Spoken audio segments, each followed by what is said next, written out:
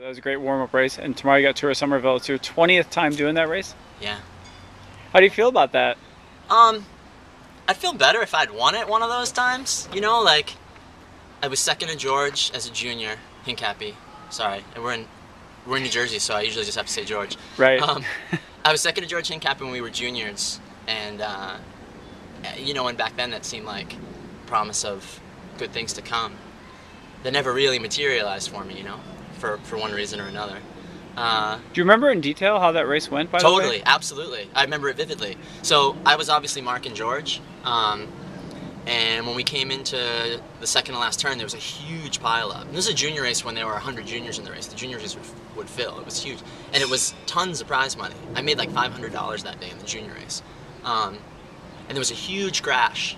And as there always is in that second to last turn, and I skirted through it, and a bunch of guys got through it and were clear. There was a gap. And as I looked up, George made it through as well. And I was like, oh. And I kind of was clear first, but I paused because I knew he was just going to go full gas from there. So from the third turn, I had George's wheel. He picked all the guys off. And then I started to come around him, and we got side by side. And then he got me at the end. And there's a famous picture. He's actually got it.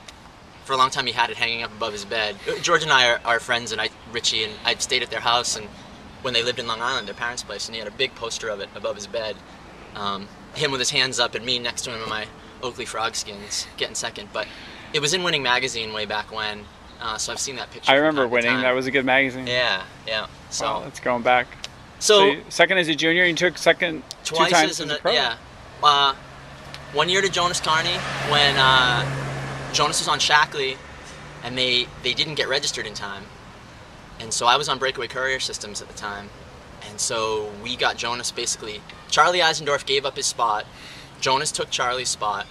And me, Jason Snow, Kevin Monahan, Bill Innes, I think, was on the team that year. We led Jonas out, and I was the sweeper. All I had to do was stay on Jonas's wheel for as long as I could. Which we did an amazing job of, and I stayed on Jonas's wheel until 300 meters to go, till the bus stop. There's a little bus stop there, right, when the finish line used to be shorter. Mm-hmm.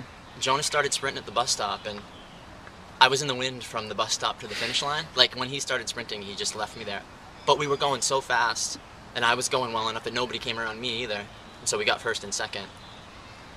And then it was amateurs only for a couple of years. They experimented with like just 1s and 2s or just Cat 1s, and that year I was on GS Mangione, and I won the halfway preem, which was $1,000, and then I got second to finish to Jason Snow.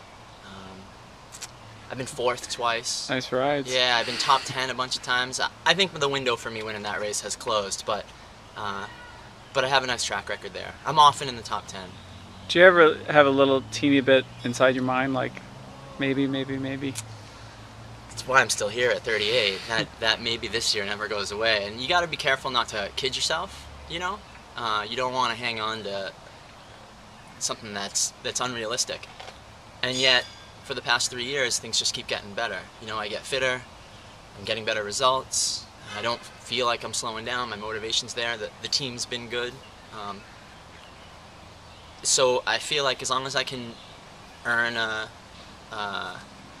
the right amount of salary, as long as I can get paid and justify the time investment, because right now I'm taking it away from coaching, you know, like there's a post-cycling career that I thought I'd already be doing by now.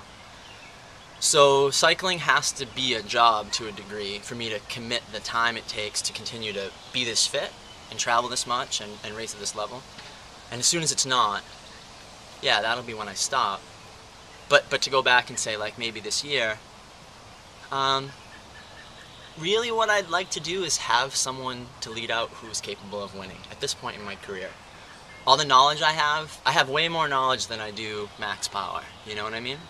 I know where to be. I got 30 top 10s last year, but I only won a couple of races. That's a lead out guy. That's someone who should be a lead out guy. I just need someone to lead out, and I'm hoping that these guys step it up, and they did today, and I'm feeling more comfortable being their lead out guy. How do you think a Team Mountain